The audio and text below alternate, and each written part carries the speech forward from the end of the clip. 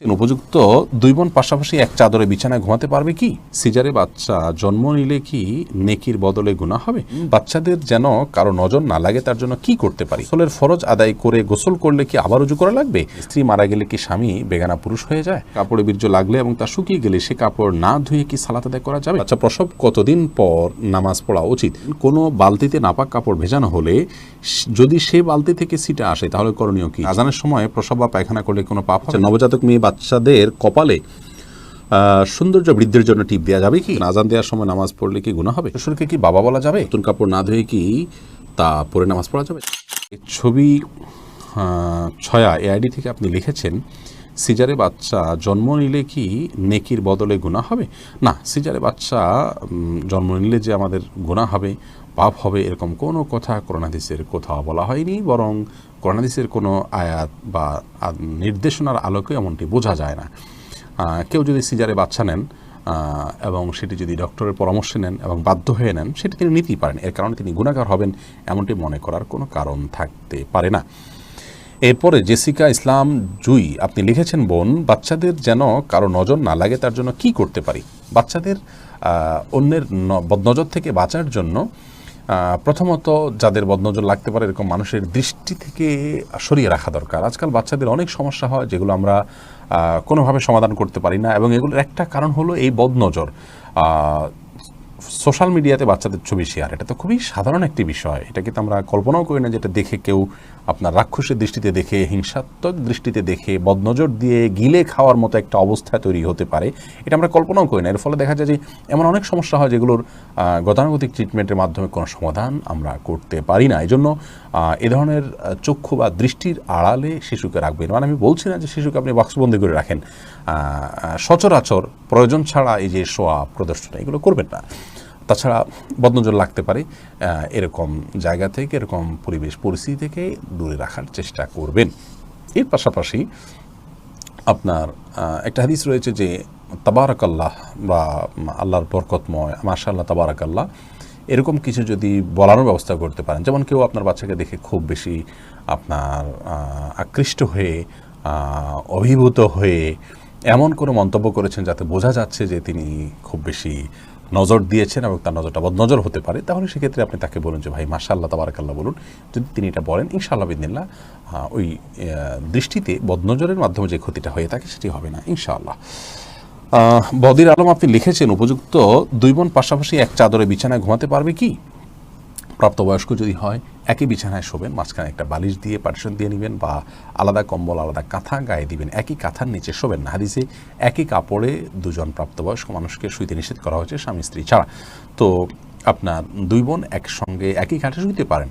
আমাদের এর আগে একটা প্রশ্ন উত্তরকে কেন্দ্র করে অনেকে প্রশ্ন তুলেছেন যে বস্তিতে বিভিন্ন জায়গায় মানুষের সীমাবদ্ধতা থাকে, অল্প জায়গায় পরিবারের অনেক সদস্য থাকতে হয়, তারা কি করবে?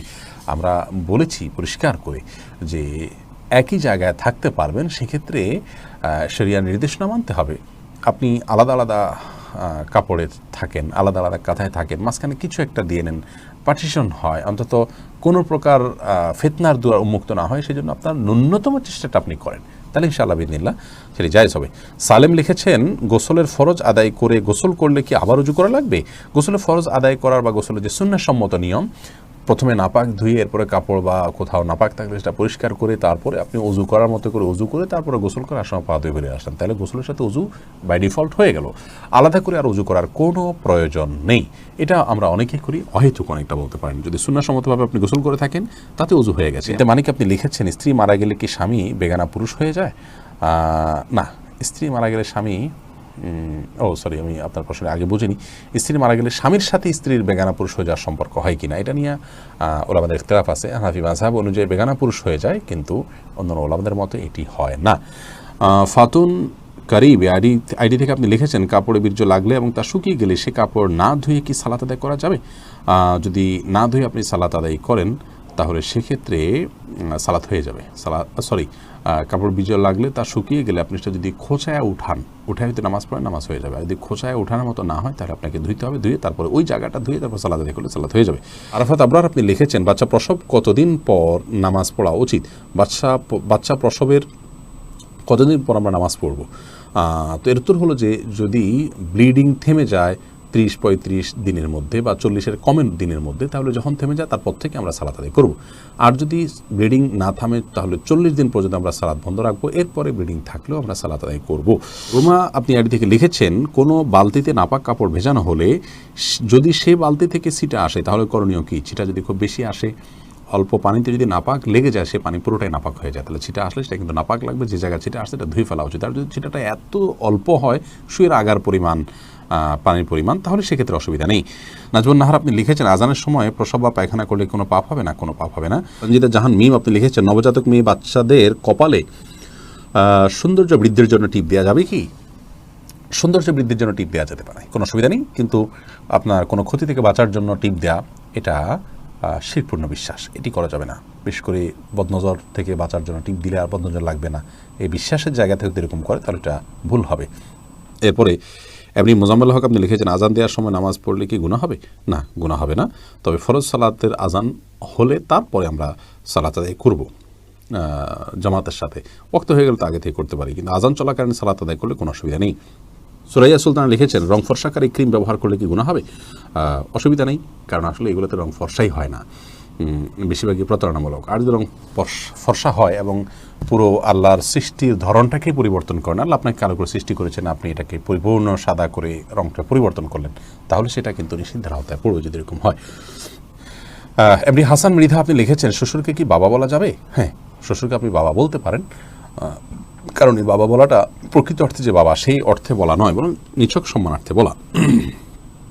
এরপরে তানজিলুম মিনাল্লাহ এডি থেকে লিখেছেন, নতুন কাপড় না ধুয়ে কি তা পরে নামাজ পড়া যাবে? যাবে, কোনো অসুবিধা নেই। নতুন কাপড়ে নাপাক লেগে আছে এরকম কোনো দৃশ্য যদি আমরা দেখতে না পাই, বা নাপাক কাপড় বিষয়টা যদি প্রমাণিত না হয়, তাহলে সেক্ষেত্রে আমরা ওটা পরে সালাত আদায় করতে পারি। অনেকে এটা নিয়ে অহেতুক আপনার সংশয়ের মধ্যে ভুগতে থাকেন যে নতুন কাপড় পাক আছে না নাই। নাপাক না থাকাটাই হলো পাক থাকার দলিল। যেহেতু কোনো নাপাক নাই, অতএব সেটাকে আমরা পাকই ধরবো। এরপরে মাসিকের পরে সাদা স্রাব হলে কি অজু হবে? হ্যাঁ, মাসিকের পরে সাদা স্রাব হলে অজু হবে।